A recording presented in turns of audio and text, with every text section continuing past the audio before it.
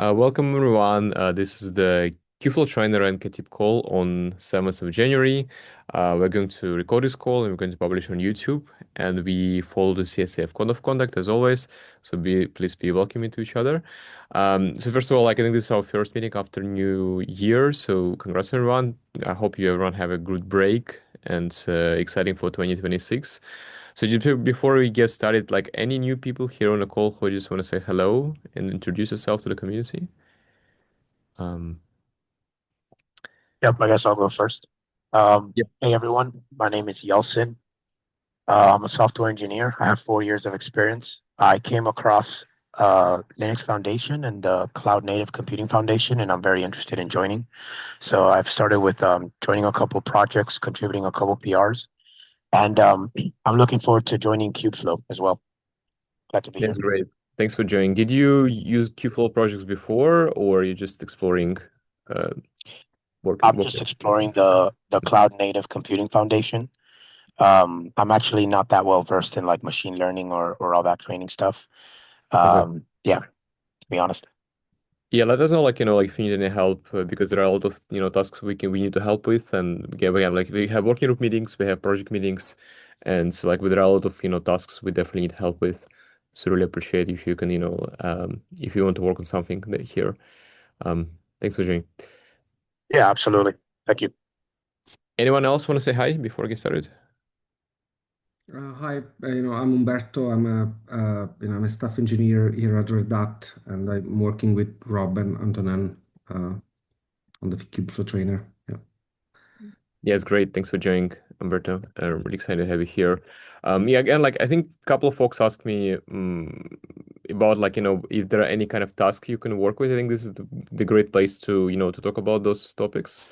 Specifically, since we have this release of 2.3 for trainer, 2.2 actually, and also like, all the things around, Katib, SDK, optimizer, all the stuff we do with, with training, hyper optimization, reinforcement learning, and other things. I think it's a great place for you to pick up tasks. Um, so let me with that maybe share my screen. We can quickly go over like the working items.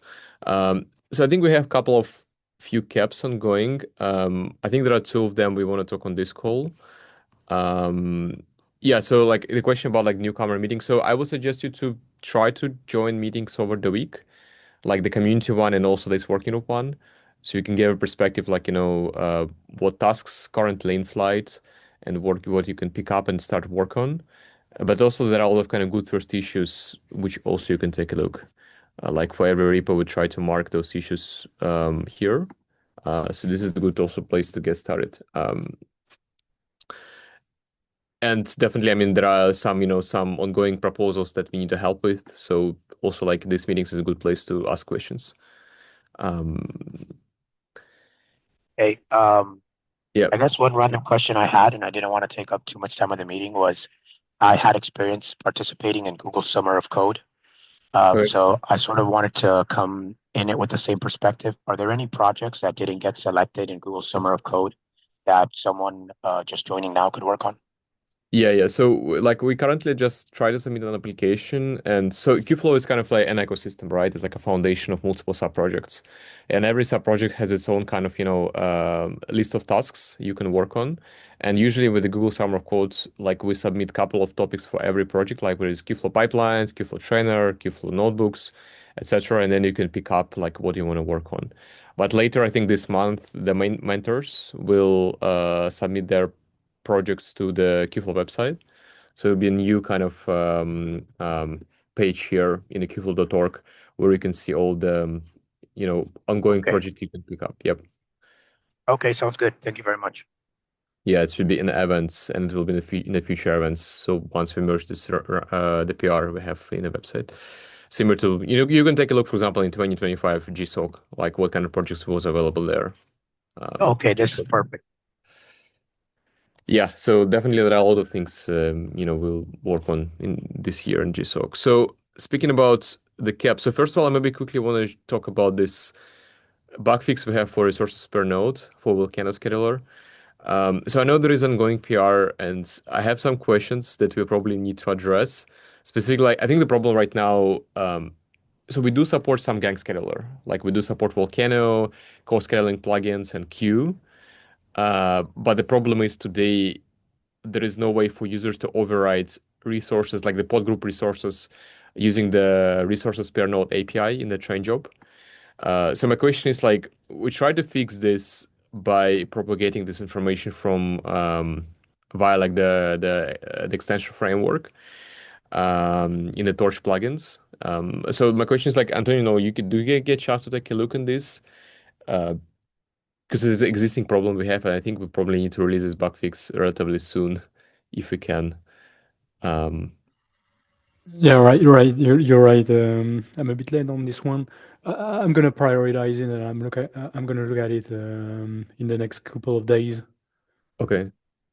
Sorry, Um, can you share the PL number? yeah, it's the 2982. 2982. Yep. Thank you. Yeah, so the question that I have like here basically, the problem is there is no simple because right now we're using the pod request API from Kubernetes resources. I'm just not sure if we can easily override the resources only for the container. So I think there are some things we need to probably think about more deeply, right? How to correctly specify the pod group resources for everything, for the Volcano and Coscarel plugins. Yeah, so I mean, if you can take a look after the call, like we don't need to do it right now, but I think probably this is what we need to release in the next version of Trainer. Yeah, sounds good. Thank you for sharing this problem. Yeah. So I guess speaking about two caps, so we have two TTLs and the progress status. We probably need to move forward. Do we want to start with which one?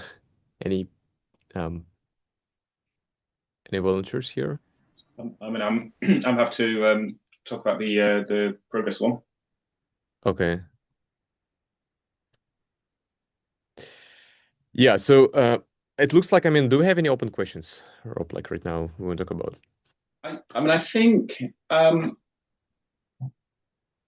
from my perspective, there was those four points that I mentioned in Slack that I think we need to align on and have a decision on. But I don't know, it sort of feels like we're getting pretty close to having agreement on what we're doing here. So the four things that I wrote down, decision about the pull versus push model, just getting alignment on the exact shape of the API changes, getting maybe some sign off on the security and the authentication considerations, and aligning on what we're doing about the runtime instrumentation.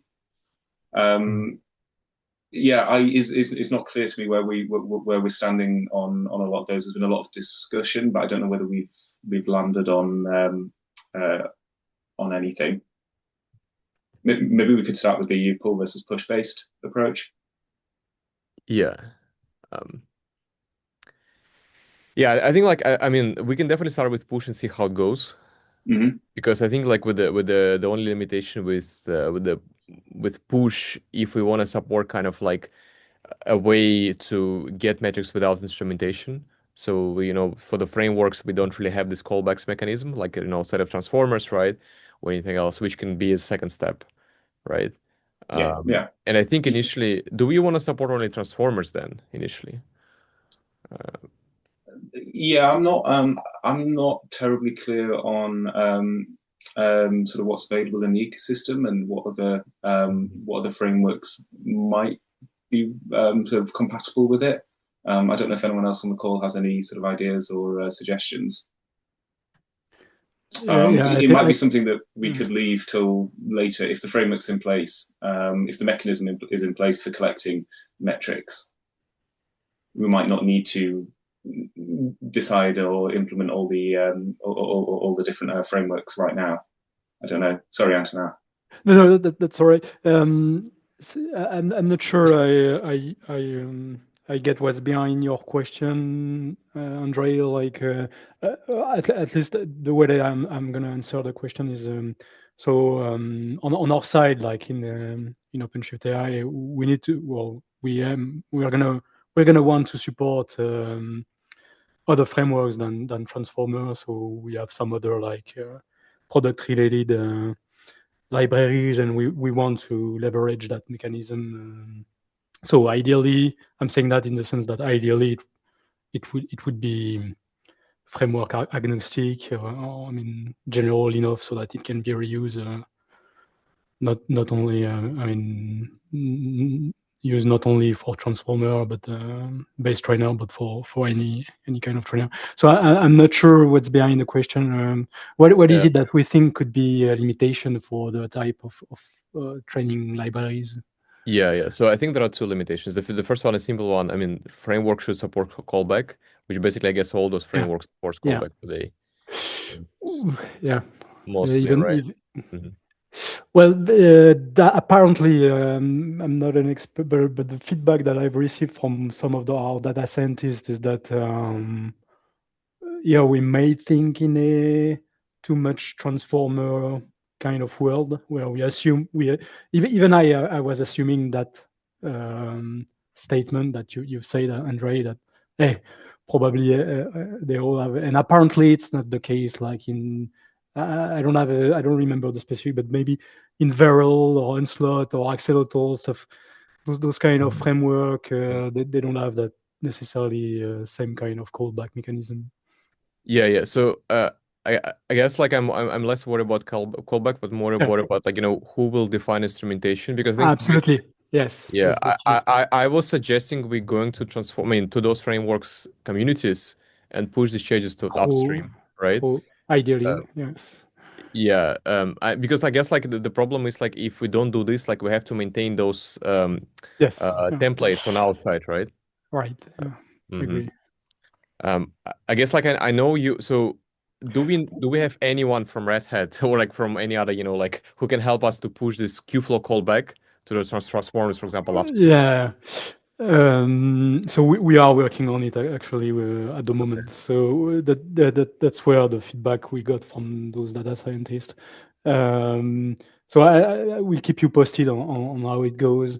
Um, because basically we were saying, hey, let's use callback as a generic mechanism, and they say no, it might not be. So, but it's still we have a call, an internal call on Friday. Hopefully Okay. I'll get some useful info. Um, but just one comment on top of what you've said, like to me it was also one added value of the work we are doing. It is somewhat like Yep. when you said like we should go then to those upstream libraries, and we are defining some sort of a standard there, and that's part of the value proposition, I think. Mm-hmm. Mm-hmm. Yeah, I think so. From my understanding, some of the libraries might not support, extensible callbacks. Mm. Transformers already have it, but probably PyTorch might not have it. I, So yeah. and, and I actually, yeah, that's a very good point. Actually, ideally, it would be at that level. If we could Hmm. find our ways to PyTorch, it would make us like probably our life easier, because that would be the common denominator for most of what we do. Yeah. Um, yeah, but I think I mean, this can be done in parallel from my understanding, Yeah, right? yeah, true. Yeah, it Yeah. has to be Okay. incremental. Yeah, yeah. I, I think it would benefit us if we can say we have a contract. It's going to make Yes. the discussion Yeah. up in the other communities a lot easier if we can say, here's what Absolutely. the contract and here's how it works. Yeah. So that's kind of why I've been holding off starting any discussion anywhere else just yet. Okay. Um, so yeah, I guess like like the second point around where this instrumentation lives, because I was proposing that we have this in the Qflow SDK, so then like they can just pip install it and then use it as instrumentation. I think it was some, I guess, concerns from Europe that hey, like we need to maintain this versions compatibility, right? Um, how do you see this being maintained? Because in your proposal right now, I have this idea of custom trainers, right? The transformer trainer, torch trainer, like guess what Saad was proposing. Um, what are your thoughts on this? Yeah, I'm still sort of I don't know. It's fuzzy to me. What's the right way forward with it? I think. Um, I think we don't necessarily need to block the sort of back end implementation on how the instrumentation is going to work. I think there's quite a lot of ideas and thoughts that have gone around, and I suspect we probably just need to try things and see what works and what sort of feels right. But I think you know your point about trying to push it, trying to include it in the SDK. I think it's a viable solution. I wouldn't be sort of completely averse to it. I think I was trying to raise that maybe there'll be a bit of a longer term problem there. I know KFP have been having problems with that, but maybe that is a problem that is some pain that we accept now, and we'll deal with it in the future if it becomes a problem. Yeah. Because from my understanding, we just need to add these templates, right, on top of the function, for example, like initially, and that's it. So yeah, we can find a way to do this kind of like, some sort of POC way before we have this, like long-term implementation, right? I mean, if it's helpful, we have got some code like this in our product. This is something that we've been sort of working on. So we could always share a link to that and sort of see what we think. Yeah, I think it should be fun, but I don't think we should block again like the backend side, like like the URL or server like we need to call, right, to push the metrics, right? Yeah. I think like the API may be important part. I guess like the API, I think we already removed this human readable format from status, so because we're probably going to use this new cap in the future, which don't require for us to have new API. I guess like the epoch and steps. So initially, we just have like a minimum set of API I want to support initially. Do we want to introduce steps parameter and epoch together? What do you think? Because steps, I guess, is kind of like the batch was like the step within the single epoch, right? Or how would you calculate like the step number? So for transformers, the step is just going to be whatever transformers reports as the step. Okay. So I don't see those fields as being calculated. I think the only fields there that are calculated fields are the estimated remaining seconds and the estimated the progress percentage.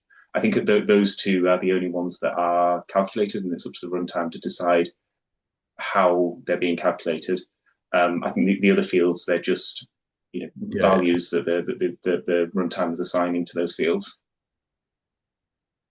I mean, one of the things that I sort of like suggested, and I'm not sure whether I like it or whether it's nice, is to have this unstructured sort of list of metrics of here are things about the progress. This was in one of these comments. Yeah. I'm not sure, like, what do you think about unstructured format? Because I was kind of against it, given like it's hard to validate and it's not really like, probably what we should maintain, but yeah, go ahead. Yeah, I'm not. Sorry. Sorry. So honestly, so I would select Andre's proposal, name and value, because I think step, batch, epoch is deeply depends on ML framework application implementation specification, right? But train job is interface for all ML frameworks, right? So as alternative solution, so we may be able to introduce type D specific value field like int value, integer value, string value, version D value, or whatever under the trainer status field, something like. So I mean, so in Quark Kubernetes, we have similar API in dynamic resource allocation. Dynamic resource allocation have attribution field. Attribution fields has couple of type D specific fields, as I mentioned. So maybe we may follow similar pattern, but I think we can start under a proposed name and value name and value um, set field for simply user interface in the first iteration. Yeah, because again, like I think there are. I mean, my only concern was about like average metrics, latest or minimum, which might require for HPO, like hyperparameter optimization in the future. But I think starting with name and value might be sufficient for us, though. Like I understand, like like the goal probably will have like train and eval metrics, and like myself speaking with scientists, they usually have this in their name. So they report eval underscore loss or train underscore loss. So they distinguish them. Because even if, for example, if they report them to MLflow, like I don't think MLflow supports, like those kind of like arbitrary parameters, right? There is still kind of key value pair there. Um, and by the way, what is the name of the API you set in the DRA? We can find an example for. As far as I know, Mm, named resources attribution value. attribution, right? Um, is it attributes or what is the name of the Yeah, API? attribute. Yeah. Okay, qualified name, and device attribute. Okay, int value, bool value. Okay, I see. String value. Yes. Yes. Hmm. Okay, that's interesting. Yeah, so basically, it allows to specify one of these, right? Yeah. Hmm. Yeah, maybe it's kind of like So yeah, good. yeah. So I just mentioned these fields allow us to make our fields more structured field and validatable fields. Yeah. Hmm. Do you want to start with name and value initially with string, and then iterate on this? Yeah, I think so too. Yeah. Okay. I'm, Yeah, I'm, yeah, good. I'm wondering whether can we just lump this under the metrics field that we've already got in there? Yeah, right now I think we have um, name value. Yep. Yeah. So are we saying, for instance, those fields like total epochs, we put that under the we just say, well, that's one of the metrics values. If users want to put store the total epochs as one of the values they're reporting, they just have to stick it in that metrics list. Does that achieve what we want? I think total epochs it's hyperparameter. It's not metric, right, per se. We do have current epoch as a separate, I guess, API, right? Mm. And the total epoch as well. Um, so metric, from my understanding, since we don't support historical metrics here, is kind of like the latest value they report, right? Yeah. On the specific call. I would imagine maybe it can be useful like loss, perplexity, other parameters they use, right? Like accuracy, um, and see how it goes, right? Yeah, but what is your main concern with, if they can also report epochs if they want to here, but what are your main concern? No, I think my thinking was, do we need an extra field for it? Do we just let users put it? Do we reduce this API down even more? Get rid of current epoch, total epochs, current steps, total steps, and just say, users, if you want to report those, stick that data in the metrics list. Yeah, I see. Yeah, maybe we can start with something very simple with metrics and then extend it to support epochs as a separate parameter. I think the current, so since we have the progress percentage, and I guess from my understanding, you will calculate progress percentage by using this epoch parameter, right? And steps. Yeah, yeah. Estimate remaining seconds. Um,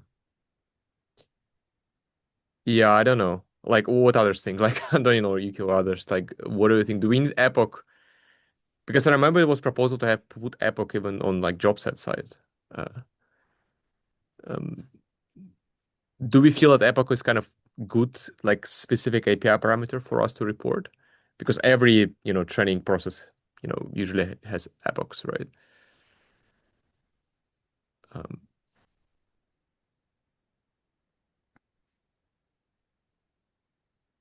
yeah, you do you have any suggestions or you think?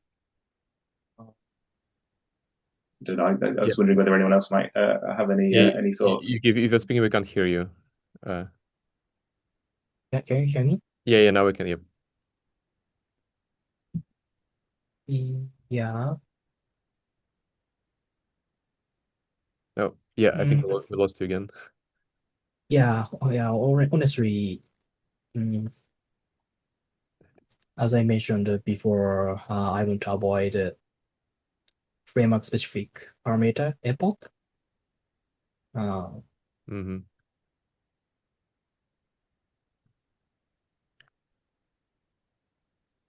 Yeah, maybe yeah, so just for now putting them under metrics, right? And see, like, and for example, then the user can report the epoch in the metrics as well, right? Um, mm. Yeah, I think it might be a good first step, right? Because they can always have a snapshot in time, right? And the snapshot in time, because if they report epoch to the snapshot, they can see when this metric's been reported, right? Um, Yeah, I think it's fine. I mean, it's maybe easier to implement because it's hard to break API in the future. So, I mean, having something initially, maybe it's a good first step, right? Then extending will be super simple, right? Once you have everything in place. Yeah, so yeah, maybe Rob, I mean, I agree with you. Maybe we can start with just with the metrics and progress and then see how it goes. Um, Do we want to worry at all? So I'm just looking at that text, the text you had on the screen there. Originally, I'd said metrics would be the value would be a float. Um, so current steps, total steps, they would work if the value was a float. But do yeah, we want to consider about, Yuki, like you were suggesting, supporting float values, string values, int values? yeah, I think we should start with string initially because float has some problems with Kubernetes. I think even like Mm, it's kind of like Kubernetes doesn't suggest you to use float at all. I think it's even not even yeah, here. It's only yeah. int and string. So let's just use strings initially. Um, So including in the Python API. yeah, in Python, I think we can if users we can start with string and then if users want to serialization, we can do this with union, right? For example, on the Yeah. SDK Okay. side, right? I think it will be fine. Yeah, and I guess like so name value and metrics, and then like this, given the progress percentages and estimate remaining duration seconds. I think I have a question in terms of how you will calculate the duration. Did we address this? Did we find a consensus there on the duration? Um, Uh, I think we put out. I think we had a few different ideas, but I Mhm. don't know whether we actually agreed on a final approach. But my thinking was this is going to be runtime side, so this would be something that would be done in, say, the transformers callback. Okay, okay, that makes sense. And like the algorithm we're going to use to calculate this, like the estimate time, right? Based on some values. Yeah. So if we can if we do that as part of the transformers implementation, Yeah, then maybe we don't need to worry about it too much, right? For the backend implementation. yeah, that makes sense. So progress percentage the same, right? So we Yeah. have this, yeah, I think this should be fine. Okay, I guess like again I think for the callback by itself, so no, for the certificates, do we have any open questions there? Like how like the where like we store this server and how we generate certificates for it, like on the security side. Um, So I think I was proposing that we reuse the existing certificate for the webhook. So sorry, Mhm. Yuki.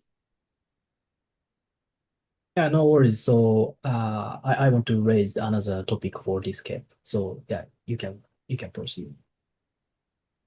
Okay, cool, thanks. Yeah, so I was proposing reusing the existing certificate. I don't know whether that what folk think of that. Yeah, we need to figure out, if the existing certs will work for the authentication, right? Because the existing certs is for, I mean, they store it in the controller, right? And it will be self-signed certs. Um, Yeah, so one of the things that I described was we would need to, as part of the reconciliation, copy that certificate into the along with the into the namespace where the train job is running, and then mount it into the pods. hmm Yeah, I think the question we need to answer, like whether we want to have short-lived certificates over the like the lifetime of train job, right? Because then like if the certificate is compromised, then it can be used, like for all other, like activities, right? To yeah. Um, but I think it's not yeah.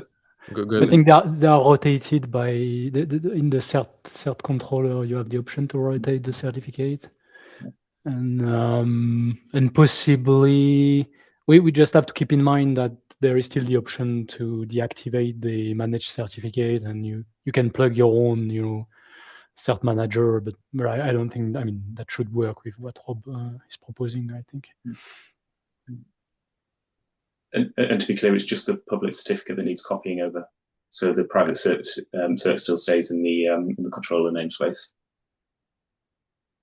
And I see. And I mean, it's still not a breaking change, so we can refactor this in the future. Like, if you find any kind of, like challenges with it. But I think um, it should be fine. So you're gonna store this in the secrets, right? And mount this in the secret to the train job, right? Before it gets started. Yeah. So in that case, I guess like we need to have a runtime. Like, how are you going to put this volume mount to the? So it will be under feature flag first of all, or it will be always enabled, this feature. So I was thinking it would always be enabled. So the secret would always be copied. It would always be mounted into the pod. If users don't want to use this feature, they would just never interact with that mounted secret. Yeah, I think like my proposal was to maybe have this in the config map, so users can disable it, right? So then we're not always, like I'm talking about trainer config, right? Where we can specify like, which I think we don't have a feature flag today, but I think we should have it like, moving to the beta phase, and it's relatively easy to implement. We already have this in job set. So yeah, like having this enabled by default, but you give users the ability to disable, I think is important. So we don't always, mount those secrets, right? Anyway, you have your hands up. Go ahead.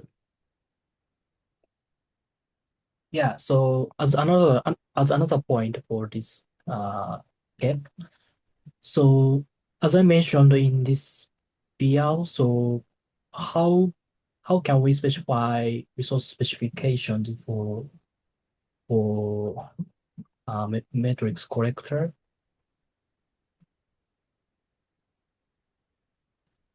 So if we go with the push-based approach, then we don't need the sidecar, so we don't need any resources in the we don't need to specify the resources. It's one of the advantages of going with the push-based approach.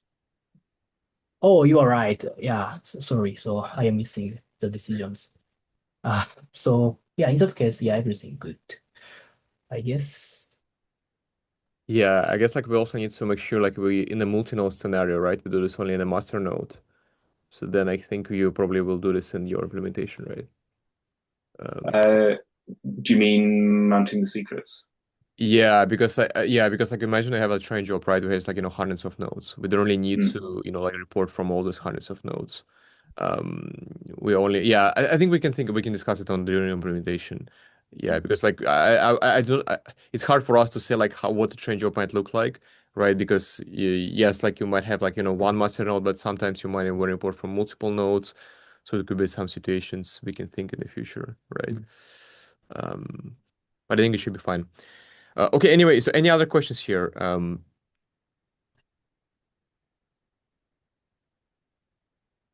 I guess in that case, like, what is your timeline like, Rob, in terms of implementation? Any kind of things you need from us right now?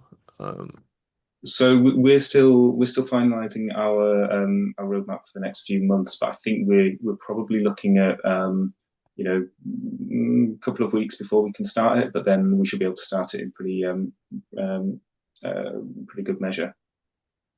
Yeah, because I want to figure out like when I want to have to release, and I think this feature would be nice to include together with Flux if when I send team has also time to work on this. Like, what are your perspective on? I mean, 2 weeks to start implementation, or like you cannot really have a timeline right now. It's a bit difficult to say. Okay. I've literally got a meeting on Friday to try and work out some of these roadmap things. If I were to try and guess, I would say somewhere between 2 to 4 weeks before we can actually start doing the implementation. But I mean, it shouldn't. It doesn't feel like it's that huge a piece of work to actually get it get a PR up. Okay, that sounds good. Yeah, keep us posted because then I think like question, do we want to have 2.1 like some time in January or February, or we want to have like just before KubeCon to the two release. So I think this is probably what you need to figure out in the next couple of weeks. All right, so like I want to give time also to speak about TTL. So I guess yeah, since you're here, do you want to share your screen and go over like the proposal quickly? Yes, one second.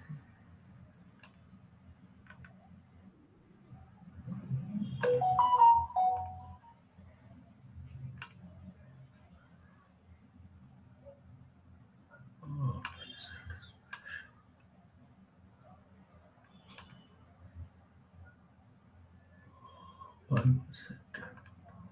Yep. Yes, so this is my proposal for adding TTL seconds after finished and active deadline seconds. So these will be two fields that will be optional, and uh, I'll I will be like adding that. So as you can see, these two fields will be part of the train job spec, and uh, so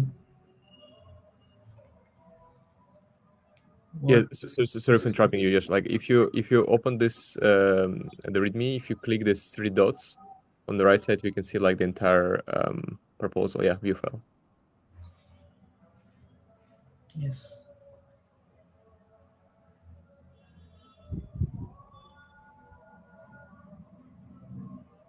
Yeah, so maybe we can just see the API design. I guess like you want to add these details to the train job spec directly, right? Yes, Um, yes, yes.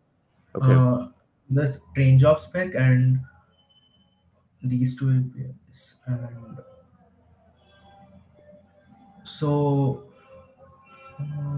like, any questions like do you have for me or something like that? Because I do not know what else to explain. Um, yeah. I mean, like I guess like the feature is similar to what we have in job set and Yes, jobs. yes, yes, Um, yes. So same will be implemented here to the train job level.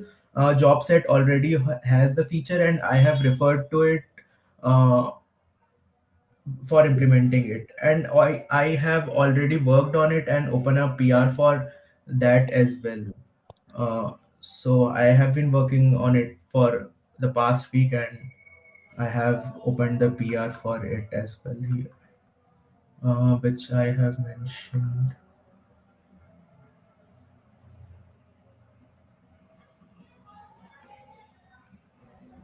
Yeah, I think that looks good to me. Like, I think the only question that we want to introduce these parameters on the template slash runtime. I don't know, Yuki or Antonio, what do you think? Like, shall we start with train job initially? Like, uh, any concerns with Um, that? Yeah. uh, I don't get you. What is? Oh. Can you can you repeat the question once? Yeah. I can see Yuki, you have your hands up. You can go ahead.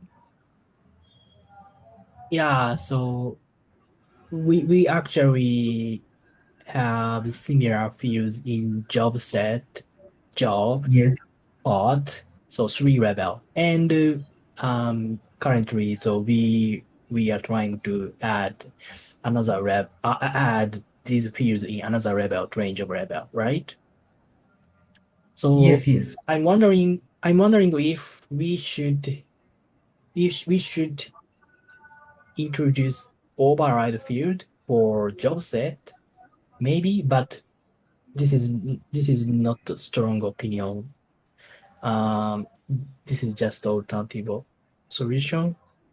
So because I guess in the future, we want to support and add a similar field as job and job set in the range of level, right? So so I just want to check if we want to introduce job set override mechanism in train job level.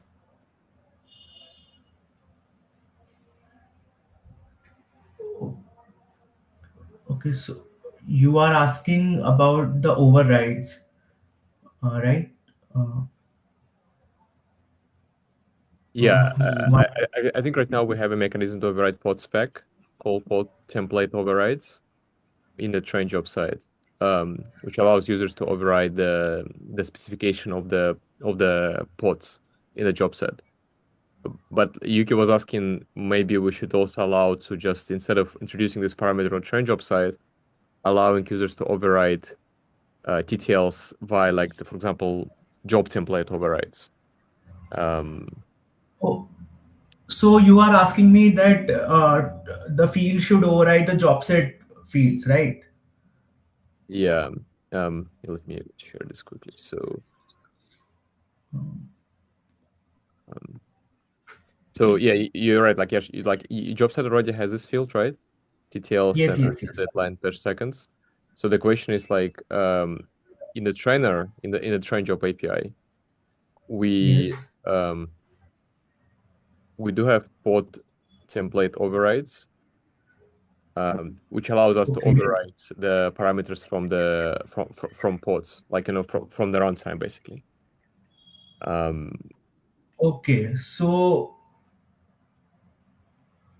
1 second. So pod template overrides allows us to uh, one. I do like. I do not get the question. Pod template overrides allows us to override the that thing. So what? Like, what is the question for me?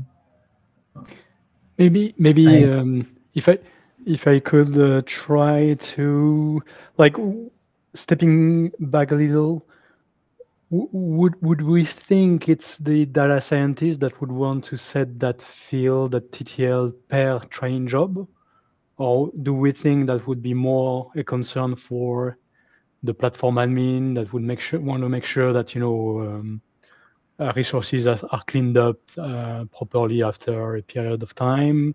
And in that case, meaning that maybe, and I think that's the question, it might not be as relevant to define that field on the train job API so that you can, arbitrarily set different TTL for each train job, but instead maybe set it's more a platform-wide concern, and you want to set it using that mechanism that is shared, the template override, for example, at the level of the training runtime. Like that, it applies to a bit more globally to all the train job that use those training runtime, maybe. So that's one angle maybe to look at the question, if that makes sense. Yeah, and I think the another problem is like, we do create another resources, right? We do create config maps for MPI and secrets and other things. Right. Right, but what I understand, my understanding is that they are owned by the train job. So you're right. So if probably the TTL. Well, just a quick question, maybe on the job set when you said that TTL, and I don't remember like even on batch job, it removes the top level. It deletes the top level resource, right? Not only the child, the children pods, and it no, removes. do not removes the top level. It only deletes the children pods. Okay, If you job TTL and job set level. okay, and the job set it is the same behavior, right? It doesn't seem like the job set become eligible to be deleted immediately after it finishes.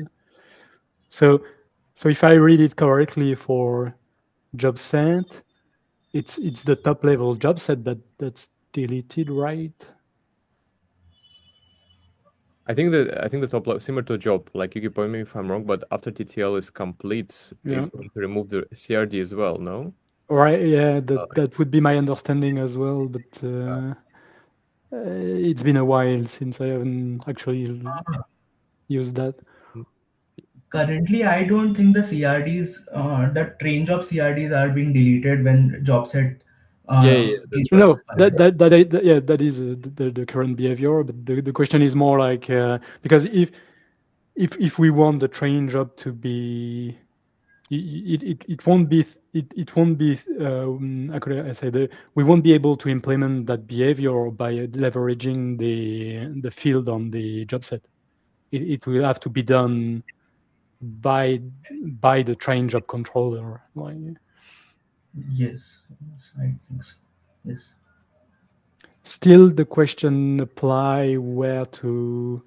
So you wouldn't use the pod template override, but the question of who should be concerned with that field still apply to me, as far as I understand. Is it something for the data scientist, or is it something for the platform admin? So yeah, I mean, so for me, so I mean, there are two different things. I mean, for me, speaking with scientists, they care about timeout, but platform engineers care about Right. compute. Yeah, So for example, absolutely. which means TTLs Yeah, might be interesting for platform engineers, but active data life science might be interesting for data scientists. yeah, But like in terms of data scientists, they want to have it just a timeout, right? yeah. When like which allows them to kick off the job, right? Um, yeah, I guess, I mean, to you, back to your point, you can Joseph, overriding. If we're going to provide this mechanism, it won't solve an issue for us to clean up train job resources, right? Yeah, absolutely. So, yeah, which means we still, I guess, needed some sort of on train job side, similar to kind of like the cron functionality, for example, like if we want to have this in the future.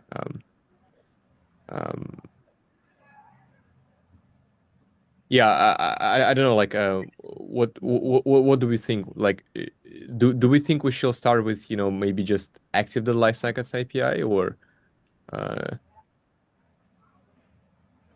or both of them might be useful on the train job side directly? I guess we can start with active deadline seconds. Yeah, I think Maybe. maybe, yeah. So I think maybe one also think like if user, so because train job also have multiple stages, right? It has initializer, trainer, so we do have sequences. So I guess in the future, if users want to have more kind of control over like specific steps, they can use the job set API for this. Maybe just one of the idea could be, right? Because then we can use the replicated job activated lifecycle API, for example. Yeah, I don't know, like, Well, that makes Yeah, sense. yeah. It's two different needs. So we could start by addressing the active deadline segments. My understanding, yeah, that makes sense probably. And the TTL, we can separate the two if we want.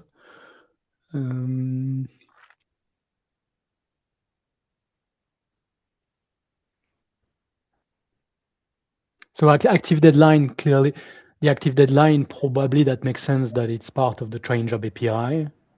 As you said it, Andre, it's probably something that data scientists persona would want to set, because it's probably highly dependent per job. It's really, I mean, it cannot be globally set, as far as I can tell, and because it really depends on the nature of the job itself. While a TTL, it's as far as I can tell, is a bit different to me. It's more like the platform admin. They want to. yeah, I think because again, the scientists are not really aware of Kubernetes or like, resources Yeah, we create. absolutely. Exactly. That's what's behind my question. Like, it feels like it's more something, a cleanup, an operational concern that the data scientists do not really care about. Uh, yeah, and that one is probably something that you can set a global value for it, like, because it applies after the termination. So it's really something like to say, every train job that's completed, that's terminated, is going to be cleaned up after a day, for example. Yeah, I think yeah. So maybe we should ping this contributor and ask about, because I think this one initial, in October we created this issue for TTLs, because I think it's mostly from the platform engineer perspective, right? But maybe if we can ask if we start with active deadline seconds and then, thinking about maybe TTLs can be on the runtime, would it make sense, right? Yep. Yeah, I think the question, like if we introduce TTLs on the runtime, how, like we need to have like this watcher, like basically this API should live on We the have template side. Yeah. a webhook. Can we have a webhook warning for something like that? That this resource will be deleted after this time or something like that for details. If that is the problem that Yeah. scientists may not know. Yeah, but we still need to have a watch, right? Somewhere being set up in the controller, right? Hmm. Do you mean the way to implement the functionality itself, or? Yeah. I mean, like, we still have the controller, right? In the train job controller, we need to wait for the seconds, right? Mm-hmm. Yeah. You need to have that periodically check that the TTL has expired and. Mm-hmm. So maybe we can ping here, and ask, whether like active deadline seconds make sense or like more TTL, interest for TTLs, right? Because maybe we should consider to introduce TTLs on runtime ones, right? I think the problem would be if you introduce TTLs on the runtime, that also might be per job some sort of problem, right? Actually, in the description, I'm reading it like the contributor already mentioned that it's possible to do it by doing it at the job set level, but he'd like to have it at the top level train job. Yeah. Mm-hmm. Yuki, what are your thoughts? Like, do we want to collect more information from users? Like here. Yeah, so as another point, so do we want to specify active deadline seconds per replicated job? I mean, do we want to specify active deadline each for each ariser, trainer, and the data processor or whatever? Yeah, I haven't received such requests from users yet because we don't really have a lot of use cases when people use initializers, right? Because there is another problem how you can use initializer without configure it in runtime. So I would imagine probably once we have like more kind of complex jobs, users might want it, but not right now, right? Yeah, that's right. However, so once we introduce this active deadline seconds field in the top of train job, Yeah. isn't it hard to add another level of deadline seconds afterward, right? But I would say, So yeah. But can we still introduce the active light seconds per, like per spec, in the initializer or trainer in the future? Like we can do it, right? I'm not sure. So I want to ask, is there any use cases for the situations? Mm-hmm. I mean, I don't see really a lot of problems with that. Like, do you suggest to introduce, maybe we should have some sort of timeout policy with more complex scenarios? I don't know. Yeah, exactly. Yeah. I would imagine users might want it, right? Like, for example, like typing a timeout on their initializer script and say, like, I can only wait, for 2 minutes to download my model. Yeah, but I think they more care about training because initialization is relatively fast compared to training phase. Yeah. So anyway, I think maybe like the next step would be on this issue. We would just ask, we should ask users whether it makes sense to reduce TTLs on train job or TTLs on the runtime. And then like what about PR replicated job details, right? Yes, and as a workaround PR replicated job, they can always use job set, right? API directly. Yeah. Yeah, sounds Okay. good. Any other questions, comments? I know we're over time.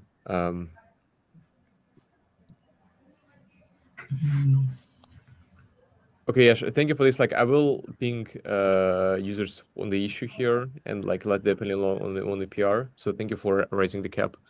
And I think maybe Is there a users channel for this? yeah, I will just try to ping I guess Stefan, right, who created this issue for details. Okay, okay, sure. If that's any feedback, and we can also like use Slack to ask about it. Okay, sure. All right. Thanks everyone. Then I guess see you in 2 weeks. Thanks everyone. See you.